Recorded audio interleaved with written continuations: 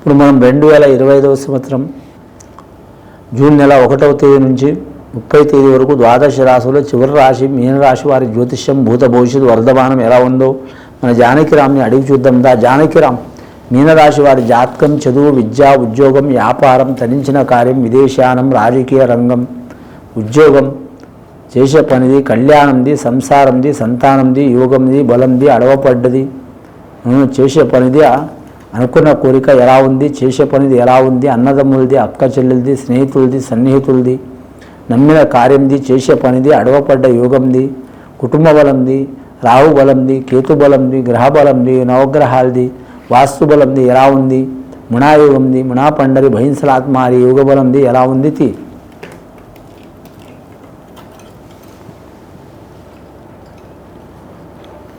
శివపార్వతులు వచ్చినండి. శివుడు పార్వతి ఆది దంపతులు, విఘ్నేశ్వరుడు వచ్చిండు, షిరిడి సాయిబాబా వచ్చిండు, అలాగే రాముడు సీత వచ్చిండండి, సీత రాముడు వచ్చిండు, గుహుడు వచ్చిండండి. మీనరాశి వారి జాతకంలో ఆదాయం 11, ఖర్చు 11, సరి సమానం రాశి ఉందండి. సాయం చేసేవారు 7, ఇబ్బంది పెట్టేవారు 6, ఒకరు సాయం చేసేవారు ఎక్కువ ఉన్నారండి వారి పేరు మీద. వారి జ్యోతిష్యంలో వారి శాంతం వారికి శ్రీరామ రక్ష ఉన్నదండి. వారు తొందరపాటి వారికి ఇబ్బందులు పెట్టే అవకాశం ఉందండి. మీనరాశి వారు తొందరపడేవారు కాదండి. 10 మంది 10 రకాలు మాట్లాడినా సరే మాత్రం వారు ఆలోచన శక్తులు నడిచే అవకాశం ఉంది. కానీ ధనం ఉంది కానీ ఉరుకులాడే అవకాశం లేదు, లేవని బాధపడే అవకాశం లేదు. ఉంటే తింటారు, లేకుంటే ఉపవాసం ఉంటారు. అయిన వారు నెత్తి మీద తీసుకోరు, కాని వారు తీసి పడేయరు. అందరూ మనవాళ్ళే అనుకుంటారు. మీరు జాతకంలో చూడాలంటే మాత్రం ముఖ్యంగా అందరి మీద అభిమానమైన గుణం ఉంటుంది మీనరాశి వారి జాతకానికి. ముఖ్యంగా మీనం అంటే చేప అండి. ఆ దశావతారంలో విష్ణుమూర్తి కూడా మాత్రం మత్స్యావతారం తీసుకున్నాడండి. కాబట్టి ఈ రాశివారి జాతకంలో చూడాలంటే దైవ స్వరూపం ఉంటుంది, కానీ విద్య ఉంటుంది.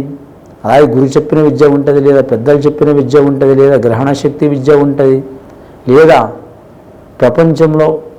ప్రపంచంలో కావచ్చు, లేదా మాత్రం మన మనుషులతో ఎలా ప్రవర్తించాలి, ఎవరితో ఎలా ఉండాలి అని ఆలోచన చేసి మంచిగా బతికే ఆలోచన ఉంటుంది వీరి జాతక బలంలా. చెడుని పక్కన పెడతారు, మంచిని మాత్రం దగ్గర చేసుకుంటారు. చెడ్డ వాళ్ళని తీసిపడేరండి. సరే వాళ్ళ కష్టం వాళ్ళు చేసుకొని మా పని మేము చేసుకుంటాం అనుకుంటారు. వారు చెడ్డవారు కదా అని తీసిపడేరు. నేను మంచివాడిని కదా అని స్పెషల్గా ఉండే మనిషి కాదు. అందరితో కలివిడిగానే ఉంటాడు, కానీ మాత్రం స్వతబుద్ధి ఆలోచన ఉంటుంది, ఆడవారు కానీ మగవారు కానీ. కానీ వీరి గుణం మాత్రం ఏనుగు లాంటి గుణం అండి. ఏనుగు అంటే లక్ష్మీపాదం. లక్ష్మీపాదం అంటే లక్ష్మీదేవత ఎక్కడ ఉంటుందో ఏనుగు అక్కడే ఉంటుంది. అసంటి యోగ బలం ఉంటుంది వీరి జాతక బలానికి. రేవతి నక్షత్రం వారికి లక్ష్మీకళ యోగ బలం ఉన్నదండి. అలాగే ఉత్తరాభద్ర నక్షత్రం వారికి మాత్రం శని ఇబ్బందులు పెట్టే అవకాశం ఉందండి. ఇప్పుడు నడుస్తుంది వారి కంటక శని నడుస్తుందండి. ఈ కంటక శని అంటే మాత్రం ఒక గండం లెక్కండి. గండం అంటే ప్రాణానికి ఏం నష్టం చేయదండి. ఎప్పుడు ఏ ప్రాబ్లం తెస్తుందో తెలియదు. ఒక సంవత్సరంలో 12 నెలలు ఉంటాయండి. ఒక నెలలో మాత్రం ఒక నెలలో 30 రోజులు ఉంటాయండి. 31 రోజు ఉంటుంది, 29 రోజులు ఉంటాయి, 28 రోజులు ఉంటాయి. ఏ రోజు ఎలా జరుగుతుందో తెలియదు, ఏ నెలలో ఎలా జరుగుతుందో తెలియదు. ఒక ప్రాబ్లం పోతే ఒక ప్రాబ్లం వస్తూనే ఉంటుంది. ధనం ప్రాబ్లం పోతే ఆరోగ్యం ప్రాబ్లం వస్తుంది, ఆరోగ్యం ప్రాబ్లం పోతే సంసారం ప్రాబ్లం వస్తుంది, సంసారం ప్రాబ్లం పోతే కుటుంబం ప్రాబ్లం వస్తుంది, కుటుంబం ప్రాబ్లం పోతే ఇంటి ప్రాబ్లం వస్తుంది, ఇంటి ప్రాబ్లం పోతే వాహనం ప్రాబ్లం వస్తుంది, వాహనం ప్రాబ్లం పోతే పిల్లల ప్రాబ్లం వస్తుంది, పిల్లల ప్రాబ్లం పోతే విద్య ప్రాప్తం, విద్యది పోతే ఉద్యోగం ప్రాప్తం. ఇలా అన్ని రకాల వీరి పేరు మీద కంటకం అంటే ప్రతి నెల ఒక గండం లెక్క వస్తూనే ఉంటుందండి. మానసిక ప్రశాంతత ఉండదు, అందే పని అందదు, అయ్యే పని అవ్వదు. మీరు ధనం తీసుకున్నవారు ఇబ్బందులు అవుతారు. వీరికంటే చాలా అధమ స్థాయిలో ఉన్నవారు వీళ్ళని ఇబ్బందులు పెట్టే అవకాశం ఉంటుంది. అనుకుంటారు వాళ్ళ టైం అలా ఉంది, నా టైం ఇలా ఉంది అనుకుంటారు. కానీ మానవులు తలుచుకుంటే మాత్రం ఎవరి టైంకైనా సరి చేయొచ్చండి. ఈ రాశివారి జాతకంలో మాత్రం కంటక శని ఉంది. అలాగే స్త్రీల మీద కూడా నిందలు పడే అవకాశాలు ఉన్నాయి. చేయని దానికి చేసినని, చెప్పని దానికి చెప్పినని, వినందానికి విన్నరని, తినందానికి తిన్నరని, కొట్టందానికి కొట్టినరని, తిట్టందానికి తిట్టినని, ఇలాంటి సంఘటనలు నిందలు వచ్చే అవకాశం ఉందండి. మంచిగా చదువుకునే అమ్మాయిలు కూడా మాత్రం హఠాత్తుగా విద్యను ఆపే అవకాశం ఉంటుంది.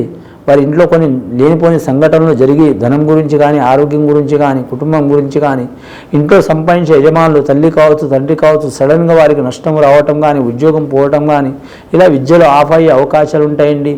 అలాగే దూరదేశం పోవాలనుకునేవారు అనుకోకుండా ధనం నష్టం కావటం కానీ, లేదా క్యాన్సిల్ కావటం కానీ, లేకుంటే ఏదన్నా ఒకటి ఆటంకం రావటం కానీ, ఇలాంటి సంఘటనలు జరిగే అవకాశం ఉంటుందండి. అలాగే రాజకీయ రంగంలో ఉన్నప్పుడు కూడా మాత్రం మంచి పొజిషన్లో ఉన్నప్పుడు కానీ మాత్రం లేనిపోయిన వారి మీద రూమర్స్ వచ్చి, నిందలు వచ్చి, గొడవ వచ్చి, సడన్గా వాళ్ళ మీద కేసులు పడటం, చెక్కులు చికాకులు పడటం, ఇలాంటి సంఘటనలు జరిగే అవకాశాలు ఉంటాయండి. అలాగే వ్యాపారస్తులు కూడా మాత్రం సడన్గా కొన్ని లక్షల్లో టర్నోవర్ వస్తున్న వాళ్ళు కూడా మాత్రం సడన్గా రూపాయి కూడా రాకపోవటం, అలాగే ఉద్యోగస్తులు మాత్రం ఒకప్పుడు మాత్రం సిన్సియర్ అని పేరు తెచ్చుకున్న వాళ్ళు కూడా మాత్రం వారి పేరు మీద మాత్రం లంచగొండి అని ఇట్లా సస్పెండ్ అయ్యే యోగాలు కూడా కనిపిస్తాయండి. అంటే ఇది ఉదాహరణ చెప్తున్నాండి. ఈ కంటక శని ప్రభావం అలా ఉంటుంది అన్నట్టు. ఈ కంటక శని మాత్రం తొలగించుకోవడం చాలా వరకు మంచిది. కంటక శని అంటే మాత్రం కను దృష్టి నుంచి శని వస్తుందండి. కానీ మాత్రం ఒకటి కాళ్ళల్లో శని ఉండొద్దండి. శని 12 భాగాలు ఉంటుందండి. పాదంలో, మోకాళ్ళ మీద, అలాగే మాత్రం ఛాతీ మీద, అలాగే ఛాతీ మీద, గొంతు మీద, నెత్తి మీద, వీపు మీద, అలాగే మాత్రం వెన్నుపూస మీద, అలాగే మాత్రం మోకాళ్ళ మీద, ఈ 12 రకాలు ఉంటాయండి. ముఖ్యంగా అరిపాదాల్లో, రెండవది మాత్రం వెన్ను మీద, మూడవది నెత్తి మీద, ఈ 3 స్థానంలో శని ఉండొద్దండి. చాలా ఇబ్బందికరమైన పరిస్థితి అన్నట్టు. ఇప్పుడు కంటక శని నడుస్తుందంటే మాత్రం వారి జాతకంలో ఇంటికి ఎప్పుడు ఏదో గండం ఉన్నట్టే అండి. ఈ గండం చిక్కులు చికాకులు తొలగిపోవాలంటే ఆ శనీశ్వరుని పూజ చేపించాలి. రెండవది నరదిష్టి అధికం ఉంటుంది వీరి జాతక బలానికి. వివాహమైన వారికి భార్యాభర్తలు ఎంత అన్యోన్య దంపతులు ఉన్నా విరోధాలు వస్తాయి. అలాగే సంతానంతో చికాకు, సంతానంతో ఇబ్బంది, అలాగే ఉద్యోగస్తులు ఇబ్బంది, అలాగే కళ్యాణం జరిగిన వారికి కూడా మాత్రం దూరం కావటం, అలాగే కళ్యాణం దగ్గరైన వారు విడిపోవటం, అలాగే పెళ్లి దగ్గర ఉన్నవారు నచ్చకపోవటం, అలాగే ప్రేమించిన వారు దూరం కావటం, అలాగే వీరి జాతకంలో చూడాలంటే స్నేహితులు దూరం కావటం, విద్య దూరం కావటం, అలాగే మనశ్శాంతి లేకపోవటం, అలాగే మాత్రం ఒక దయ్యం పట్టినట్టు లోపల మాత్రం మనిషి బక్క కావటం, లేదా లావు కావటం, లేదా నరాల మీద వీక్నెస్ కనబడటం, లేదా అరికాల నుంచి పడితే నడినాంగ నొప్పులు కావటం, అలాగే మాత్రం చెమటలు పట్టడం, అలాగే మాత్రం అనుకోకుండా బీపీ డౌన్ కావటం, బీపీ ఎక్కువ కావటం. ఒకప్పుడు బీపీ షుగర్ అంటే ఈ ఏజ్లో వచ్చేదని అనుకునేదండి.